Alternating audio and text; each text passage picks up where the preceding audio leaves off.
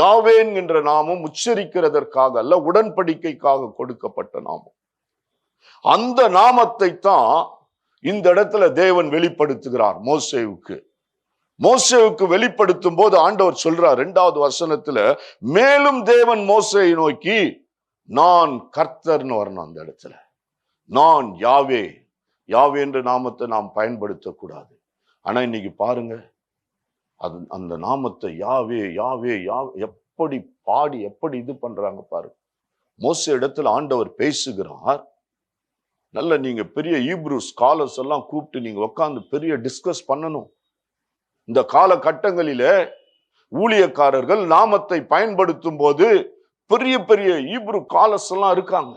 பெரிய பெரிய அதுல தேர்ச்சி பெற்றவர்கள் இருக்கிறார்கள். அவங்களெல்லாம் கூப்பிட்டு பேசணும். நாமத்தை தெரிந்தவர்களை கூப்பிட்டு பேசணும். ஏன்னா தேவனுடைய நாமம் அந்த இடத்துல பாருங்க, எலியா அந்த இடத்துல சொல்லுகிற ஆபிரகாமின் தேவனும் ஈசாக்கின் தேவனும் யாக்கோபின் தேவனும் ஆகிய எங்கள் தேவனாகிய கர்த்தாவே சொல்லும் போதுதான் அக்கினி வானத்திலிருந்து இறங்கினது. எலியா அந்த இடத்துல தெய்வம் தெய்வம் எல்லாம் கூப்பிடல. எலியா அந்த இடத்துல கூப்பிட்டது யாத்திராகம் 3:15, மாறாத நாமம், என்றைக்கும் விலகாத நாமம், தேவனாகிய கர்த்தர்.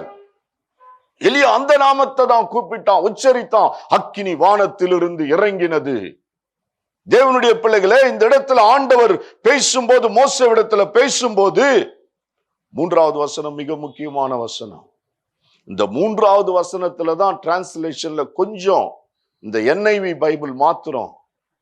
இந்த NIV பைபிள் நீங்க பாத்தீங்கன்னா 1525வது வருஷம் அதை டிரான்ஸ்லேட் பண்ணது. அது யாருன்னு சொன்னீங்கன்னா வில்லியம் டெண்டர்னு ஒருத்தரால டிரான்ஸ்லேஷன் பண்ணது. அவர் 10 வருஷம் டிரான்ஸ்லேஷன் பண்ணார். ஒரு 80% அந்த வில்லியம் டெண்டரை கொன்னுட்டாங்க. அதுக்கப்புறம் கிங் ஜேம்ஸ் வந்துதான் அந்த நியூ கிங் ஜேம்ஸ் வெர்ஷனை டிரான்ஸ்லேட் பண்ணாங்க. ஆனா நியூ கிங் ஜேம்ஸ் வெர்ஷன்ல எல்லாம் எங்கேயுமே யெகோவான்னு இருக்கவே இருக்காது. ஏன்னா ஈப்ரூ பைபிள்ல யெகோவான்ற நாமமே கிடையாது. இந்த இடத்துல எல்லாம் நியூ கிங் ஜேம்ஸ் வெர்ஷன்ல மாத்திரமல்ல, எல்லா டிரான்ஸ்லேஷன்லயும் யான்னு போட்டிருப்பாங்க. அப்படி இல்லைன்னா எல்லாமே லார்ட் லார்ட் ஆல் கேபிட்டல் லெட்டர்ஸ்ல இருக்கும். லார்ட்ன்ற அந்த நாமம் கர்த்தர்ன்ற நாமம் எப்படி நம் வேதாகம புஸ்தகத்துல கருப்பு கலர்ல இருக்கிறதோ அதே போல ஃபுல் கேப்ஸ்ல இருக்கும். அப்போ இந்த இடத்துல யெகோவான்ற நாமம் வருகிறதற்கு வாய்ப்பே இல்லை. இது டிரான்ஸ்லேஷன் மிஸ்டேக். ஈப்ரூ பைபிள்ல கிடையாது, அதே போல கிரீக் பைபிள்ல கிடையாது. நான் இன்னும் அடுத்த வீடியோல எல்லாம் அதனுடைய ஆடியோவும் அந்த பைபிளுடைய அந்த போர்ஷன் அந்த ஒரு 4-5 அந்த வேர்டு எடுத்து நான் போடுறேன். நான் வசனங்களை காண்பிக்கிறேன். இதுலதான் நிறைய பேர் குழம்பிட்டாங்க. இங்க யெகோவான்னு இருக்க ஈப்ரூ பைபிள்ல கிடையாது. பாருங்க, யாத்திராகம் 6வது அதிகாரம் 2வது வசனம் எந்த பைபிளுமே கிடையாது, இந்த தமிழ் பைபிளை தவிர. இன்னைக்கு அநேக யெகோவா விட்னஸ்காரங்க போட்டு எல்லாமே யெகோவா தான். வானத்தையும் பூமியும் உண்டாக்கினது யெகோவா தான், சமுத்திரத்தை உண்டு எல்லாமே. அந்த பைபிள் கிடையாது. ஈப்ரூ பைபிள்ல இருக்கிறதுலே தேவன் தம்முடைய ஜனத்துக்கு கொடுத்த பைபிள், மோசே மூலமாய் வெளிப்படுத்தின பைபிள். அந்த ஈப்ரூ பைபிள்ல கிடையாது, யெகோவான்ற நாமம் கிடையாது. ஆனால் தேவனுடைய பிள்ளைகளை இன்றைக்கு அந்த யெகோவான்ற நாமம் தேவனுக்கு போக வேண்டிய அந்த ஆராதனையும் துதியையும் எங்கேயோ மாத்தி கொண்டு போயிடுச்சு. இந்த 3வது அதிகாரத்துல பாருங்க, நான் சர்வ வல்லமை உள்ள தேவன். பாருங்க, எல்ஷடாய் என்று சொன்னால் சர்வ வல்லமை தேவன். நான் சர்வ வல்லமை உள்ள தேவன் எனும் நாமத்தினால் நான் ஆபிரகாமுக்கும் ஈசாக்குக்கும் யாக்கோபுக்கும் தரிசனமானேன். ஆனாலும் இந்த இடத்துல யெகோவா எனும் நாமத்தினாலே நான் அவர்களுக்கு அறியப்படவில்லை. அப்ப ஆபிரகாம், ஈசாக்கு, யாக்கோப் என்பவர்களுக்கு நான் இந்த யெகோவா என்ற நாமத்துல அறியப்படவில்லை. ஆனா நீங்க இன்னொரு வசனம் இருக்கும், ஆதியாகமம் புஸ்தகத்துல 22வது அதிகாரத்துல 14வது வசனம். ஆபிரகாம் அந்த இடத்துக்கு யெகோவா ஈரே என்று பெயரிட்டான். அதனாலே கர்த்தருடைய பர்வதத்திலே பார்த்து கொள்ளப்படும் என்று இந்த நாள் வரைக்கும் சொல்லப்பட்டு வருகிறது. ஆபிரகாம் அந்த இடத்திற்கு பெயரிட்டான். என்ன பெயரு? யெகோவா ஈரே. அப்பன்னா ஆண்டவர் இந்த இடத்துல சொல்றாரு, ஆபிரகாம், ஈசாக், யாக்கோப் என்பவர்களுக்கு நான் இந்த நாமத்துல வெளிப்படல. அங்க எப்படின்னு சொன்னீங்கன்னா, இதை எப்படி நம்ம புரிஞ்சுக்கணும்னு சொன்னா, முழுமையாய் அவர்களுக்கு வெளிப்படவில்லை. யாவே என்கின்ற நாமத்தினாலே நான் ஆபிரகாம், ஈசாக், யாக்கோப் என்பவர்களுக்கு முழுமையாய் நான் வெளிப்படவில்லை. அப்படிதான் நம்ம எடுத்துக்கணும். ஏன்னா அங்க ஒரு இடத்துல ஆபிரகாம், நம்ம வசனம் எங்கேயுமே தப்பு இது தப்புன்னு சொல்லக்கூடாது. அப்போ ஆண்டவர் அந்த இடத்துல என்னன்னா, ஆபிரகாம், ஈசாக், யாக்கோப் என்பவர்கள் முழுமையாய் வெளிப்படவில்லை. அதனாலதான் இந்த எல்லா வேதாகமத்திலையும் இவங்க டிரான்ஸ்லேட் பண்ணும்போது லார்ட், கர்த்தர், லார்ட், கர்த்தர். அப்போ இந்த இடத்துல யாவேன்னு வரணும் தவிர யெகோவான்னு வரக்கூடாது. யெகோவான்னு வந்தது தப்பு. இங்க யெகோவான்னு வரக்கூடாது. யெகோவா என்கின்ற நாமம் தேவனாகிய கர்த்தருடைய நாமம் அல்ல. இந்த யாத்ராகம் 6வது அதிகாரம் விளங்கினாத்தான் உங்களுக்கும் தேவனுக்கும், உங்களுக்கும் தேவனாகிய கர்த்தருக்கும், உங்களுக்கும் கர்த்தராகிய ஆண்டவருக்கும், உங்களுக்கும் ஆண்டவராகிய இயேசு கிறிஸ்துவுக்கும் கர்த்தருடைய ஆவியானவருக்கும் ஒரு நெருக்கம் உண்டாகும். இல்லைன்னா இந்த இடத்துல பாதி பலத்தை யெகோவான்ற பேர் பேத்து எடுத்துரும். பேத்து எடுத்துரும். தேவனுடைய பிள்ளைகளே, ஒரு முழு ஆராதனையில, தேவனுக்கு போகிற ஆராதனையில நீங்க பாருங்க, யெகோவான்னு சொல்லி பாட்டு பாடுறீங்க, யெகோவான்னு சொல்லி நீங்க கூப்பிடுறீங்க பாருங்க. அதனால தான் ஆண்டவர் சொல்றாரு, என் நாமத்தை வீணிலே வழங்காதிருப்பாயாக. இந்த யாவேன்ற நாமத்தை நம்ம எங்கேயுமே அடிக்கடி பயன்படுத்த கூடாது. அப்போ இந்த இடத்துல பாருங்க, மோசே இடத்துல ஆண்டவர் வெளிப்படுகிறார். மோசே அந்த சூழ்நிலையில வந்து நிற்கும் போது, உமது நாமத்தை கொண்டு நான் பேசும்படி பார்வோனிடத்துல பிரவேசித்தேன். இப்பதான் ஆண்டவர் சொல்றாரு, நான் யாவே, நான் ஆண்டவர், நான் கர்த்தர், நான் சர்வ வல்லவர், யார் என்பதை நீ பார்க்க போகிறாய். பாருங்க, இது வரைக்கும் அதற்கு முன்னாடி எங்கேயுமே சம்பவிக்காதவைகளை 11 வாதைகளை ஆண்டவர் கொண்டு வந்தார். பயங்கரமானவைகளை. மோசே ஒண்ணும் இல்லை, அந்த சாம்பலை அள்ளி அப்படி போடுறான். இந்த ஊர் ஃபுல்லா பாருங்க அந்த வாதைகள் வருகிறது. விதவிதமான வாதைகள், விதவிதமான வாதைகள். ஏன் சொன்னா ஆண்டவர் அந்த இடத்துல சொல்றாரு, 6வது வசனம், ஆதலால் இஸ்ரவேல் புத்திரரை நோக்கி நானே கர்த்தர். இப்ப பாருங்க, இந்த யெகோவான்றது கண்டினியூ ஆகல. கர்த்தர் இந்த தமிழ் பைபிள்லயும் அப்படிதான் டிரான்ஸ்லேட் பண்ணிட்டாங்க. நான் கர்த்தர், மாறாதவர், நேற்றும் இன்றும் என்றும் மாறாதவர், தேவனாகிய கர்த்தர், நானே கர்த்தர். பேதுரும் யோவானும் அந்த கடைசி நேரத்துல அவர்கள் மீன் பிடித்து ஒன்றும் பிடிக்காத வேளையில இயேசுவை பார்த்த உடனே அவர் கர்த்தர், அவர் கர்த்தர் என்று சொன்னார்கள். யாத்திராகம் 34 6வது வசனம், கர்த்தர் அவனுக்கு முன்பாக கடந்து போன போது அவர் கர்த்தர், அவர் கர்த்தர், இரக்கமும் கிருபையும் நீடிய சாந்தமும் மகா தயவும் சத்தியம் உள்ள தேவன், தேவனாகிய கர்த்தர், கர்த்தராகிய தேவன். பாருங்க, அவர் கர்த்தர், மாறாதவர். அப்படின்னா என்னன்னா, இந்த யெகோவான்ற நாமத்தை உச்சரிக்க கூடாது. எப்படி எழுப்புதல் வரும்? நீங்க இந்த ஹீப்ரு பைபிளை எடுத்து பாருங்க, இந்த பைபிள் மாத்திரம், எந்த டிரான்ஸ்லேஷன் எடுத்து பாருங்க, கர்த்தர், லார்ட், எல்லாம் கேபிட்டல் லெட்டர்ஸ்ல லார்ட். யாவேன்னு வந்த இடத்துல லார்ட். அப்ப பாருங்க, அவர் கர்த்தர். அதுக்கப்புறம் தான் ஆண்டவர் வந்து பாத்தீங்கன்னா பெரிய பெரிய அற்புதங்களை செய்கிறார். பாருங்க, மார்க் எழுதின சுவிசேஷம் 12வது அதிகாரம். ஒரு வேத பாரகர் இவன் வந்து வேதத்தை அதிகமாய் தெரிந்தவன். அவன் வந்து இயேசு கிட்ட கேட்கிறான்.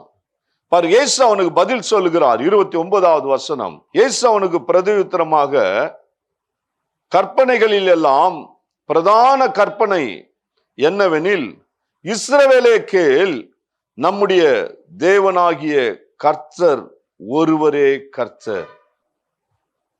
பாருங்க, என்ன ஒரு இதுதான். சும்மா நாமத்தை வீணில் வழங்காதிருப்பாயாக என்றார் ஆண்டவர்.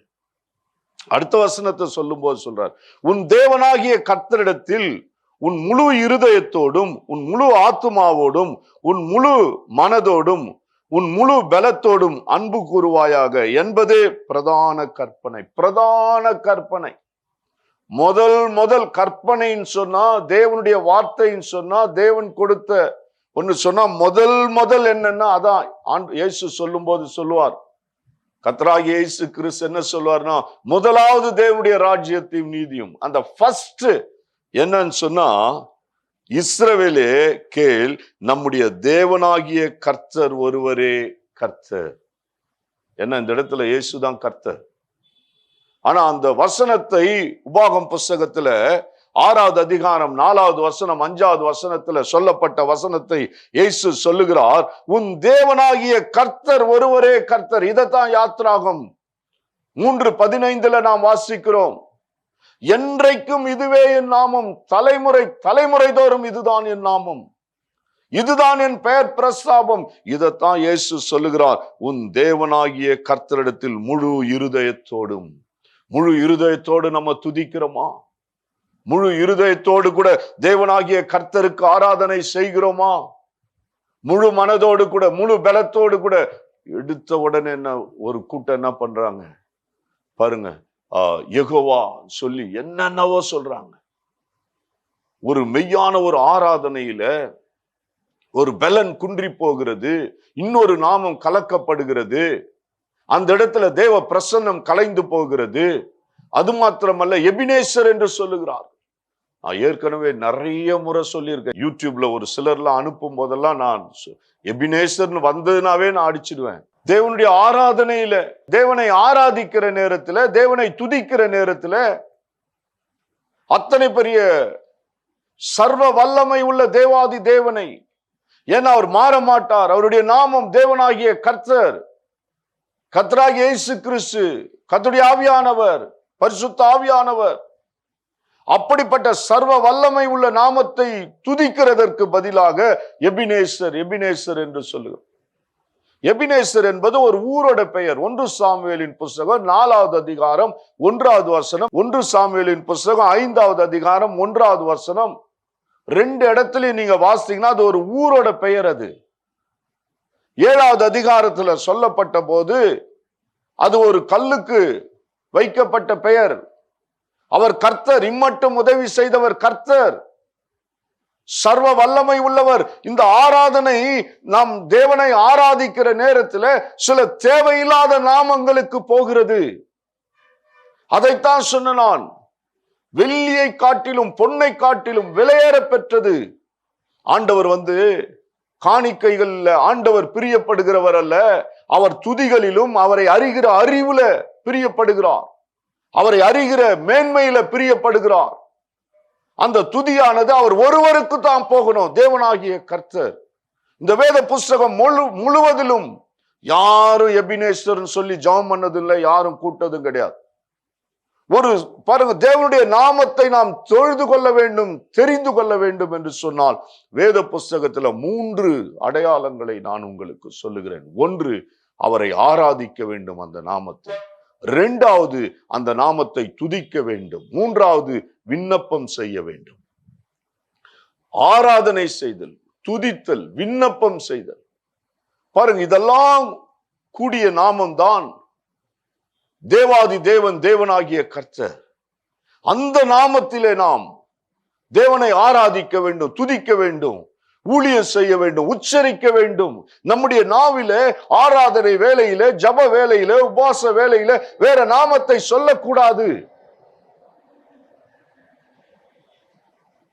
வேற நாமத்தை உச்சரிக்க கூடாது. முழுமையாய் போகிற அந்த துதி, ஜபம், விண்ணப்பம், இதெல்லாம் என்ன ஆகும்னா, நாமங்கள் சரியா இல்லாததுனால அதெல்லாம் அப்படியே ஒன்றும் இல்லாமல் போய்விடும்.